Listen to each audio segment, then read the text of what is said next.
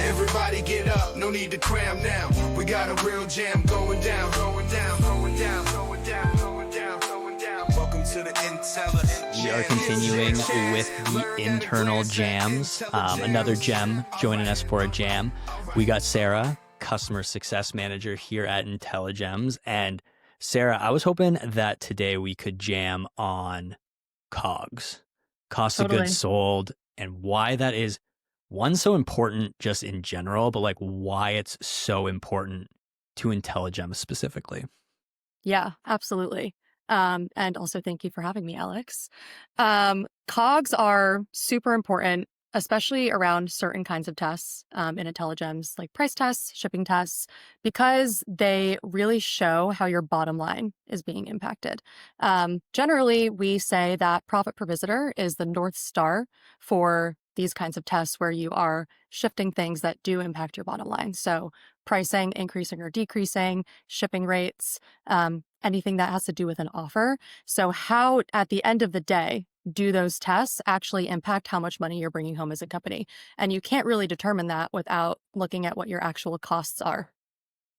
Nothing brings me more stress than logging into a brand account and seeing that the profit per visitor block in the blue bars is grayed out because we don't have that COGS information. Because yes, revenue per visit will be close, but it is not profit per visit. And like you were saying, with adjusting those price points, having an understanding of what those margin profiles are and on a per product basis. Because I've seen some people are like, oh, can I just put generalized cost of goods sold across? What are your thoughts on that versus hey, we should have this on a per product or a per SKU basis? Yeah, so that's a great question. And doing it as sort of an average of all the costs of your products lumped together can be useful in some cases, especially if most of your product costs are around the same amount. But if you have, vastly different pricing across products and you're shifting that a lot, or some of your products cost a lot more to produce, that's not going to give you the same answers that you really want when you're changing your prices or changing your shipping rates. What that can do is create a generalization, and changing your prices for, some products that have a really high COGS, whether because of production or costs a lot for them to ship. You may get stuck into a box where you are doing really well for some of your product categories, but really poorly for other product categories. So it really helps to have the granularity of having COGS on a per product level.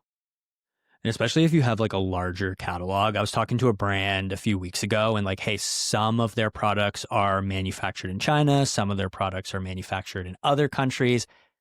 Tariff profiles are changing on different manufacturing countries. So, hey, 60% of the catalog is now drastically more expensive than 40% of the catalog. So, hey, if I'm running a test and it's mostly pushing people to these products where my COGS have increased significantly recently, I am not actually making as much money on that by driving people into those types of products versus, hey, could I instrument a test where I'm potentially driving more adoption of products that are coming from places with lower tariff profiles?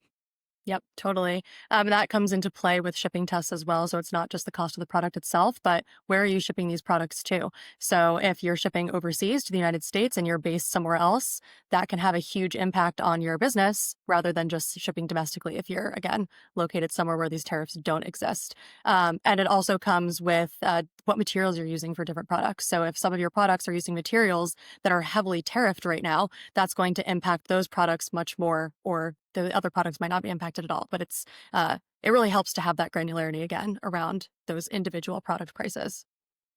So from your perspective, what we view this as super important. Profit per visit is our biggest North Star. Look at the bottom line and don't guess no. So it's very important for us that we want everyone who's working with Intelligems to have these COGS, and specifically COGS on a per SKU basis, so that we can get as specific as possible. What do you think holds people back today from getting that information to Intelligems? There are a couple things that I generally see.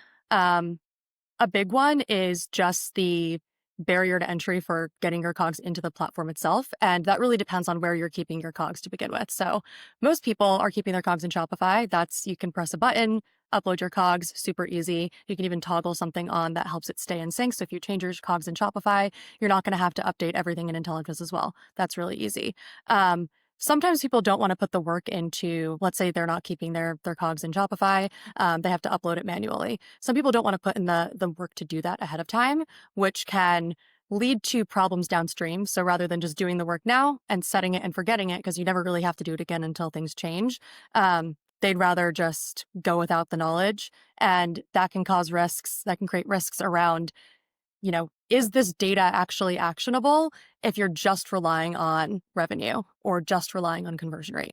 The other thing that I see is for a lot of private companies that don't want to share their COGS information, that they feel that they don't want to publicize this, and they're not publicizing it, but they are really secretive about their COGS and what their margins are, and they want to keep that information under wraps. That was a little bit of an easier one to get around. We don't, search for people's COGS. We're not diving in there all the time. All we really want to know is this going to win on a profit per visitor basis, or is it not? So it's super secure. It's just, I think it's getting that over that hill about, the risk to people finding out what your COGS actually are. Yeah, and I think on like the former where it's, hey, so the answer to how does this get into IntelliJAMS is we can either sync it from Shopify or you can manually upload it to IntelliJAMS. I think like more and more people are starting to put this in, especially with the tariff pressures, are starting to keep COGS up to date inside of Shopify. I think historically there wasn't a whole lot of tools that were making use of that information. So it didn't seem like pertinent to like keep that updated or even to have that filled in at all. But hey, if you're listening to this, like having COGS inside of Shopify, like yes, it's great for IntelliGems, but just like think of future proofing yourself here. Is like if you have that information in there and you are more focused on profitability, like 5 years ago, it might have been like top line revenue, like let's run as much advertising as we can and grow our top line.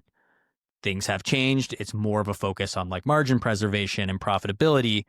If you are moving in that direction, keeping that up to date and like current and relevant inside of Shopify, it's going to make things easier working with IntelliGems, but also like as you continue down this road, it's just going to make operating a hell of a lot easier.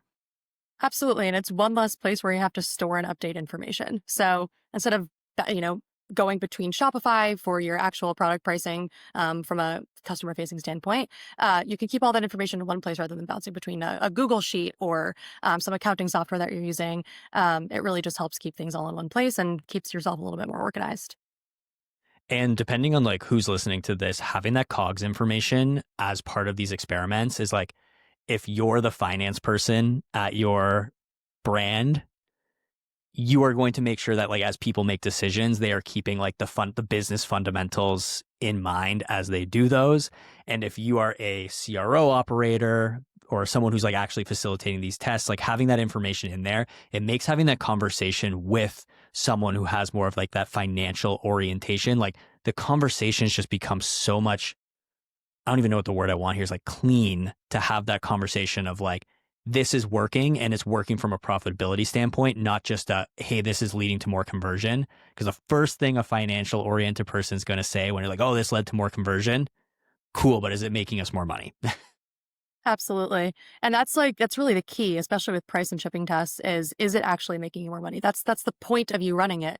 But that being said, you do want to find a nice balance between conversion rate and profit per visitor. There are certain cases where conversion rate dips enough where a small lift in profit may not actually be worth it at the end of the day, and actually doesn't make up for that dip in conversion rate. But oftentimes what we see is that even though conversion rate dipped a little bit, profit might have gone through the roof. And that's really what you have to balance and what you have to prioritize is, do you actually care about what you're bringing home at the end of the day, or potentially losing a few customers but making more money?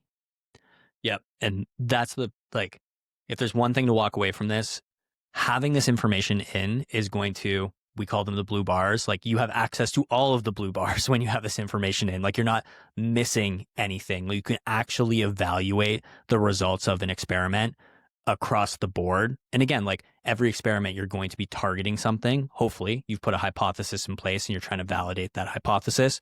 Hypothesis might be like, I need more conversion and I want more conversion from a new customer because I care about boosting my new customer cohorts. Cool. That's like a very specific hypothesis that we can go and experiment with and look at very specific information versus like, hey, I'm doing something more generalized and like, does this help my bottom line? Cool. I can just use profit per visitor as kind of like the baseline of, was this a good decision? Yes or no? Yep, exactly. And sometimes, again, sort of tacking onto what you were saying, you may be making a change that you're specifically doing to work on conversion rate or to work on a different metric. It's not all about profit per visitor. Sometimes the change that you want to make isn't about profit, but what you want to see is profit remaining stable. So if you are doing something that is pulling on the lever of conversion rate and you want to see like, okay, what does this do to our bottom line? Maybe you don't want to see a lift in profit, but you just want to see it remain stable to see if you can actually ship that change. But if you do get a boost in profit per visitor, why not? Easiest way to skyrocket your conversion, 100% off for the rest of the week. Just let the units fly. Question for you that like I actually don't know the answer to this. So if I am a current Intelligems user and I go and I put the COGS information in, am I able to retroactively look at tests to see like what the profitability was from those if I go and I do this upload later? Yeah, absolutely. So one of the benefits of IntelliGEMS is that regardless of when you put your COGS information in, it's going to backfill all of that data from all your previous tests. So you don't have to worry about, you're halfway through a test, you didn't put your COGS in, it's not going to fill in that profit information for the first half of your test. You don't have to worry about that. It'll backfill all that information, so you don't have to worry. And then you can go back and see all the previous tests that you've run as well. What was our profit per visitor for each of the groups?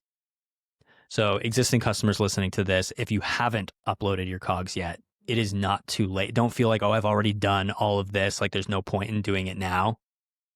Add them.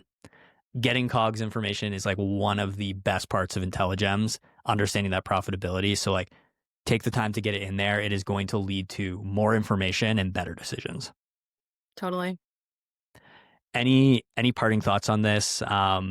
Advice to existing customers or maybe like a potential prospect thinking about testing with IntelliGEMS as it relates to profitability and COGS? Definitely. My recommendation is just like give it a shot. There's no harm in putting your COGS information in and seeing what happens to previous tests or future tests. Even if it's not your North Star, it's something that might be helpful information as you go to into figuring out what tests you want to run next, figuring out what you want to do for your strategy around Black Friday, Cyber Monday, different things that are coming up on the calendar.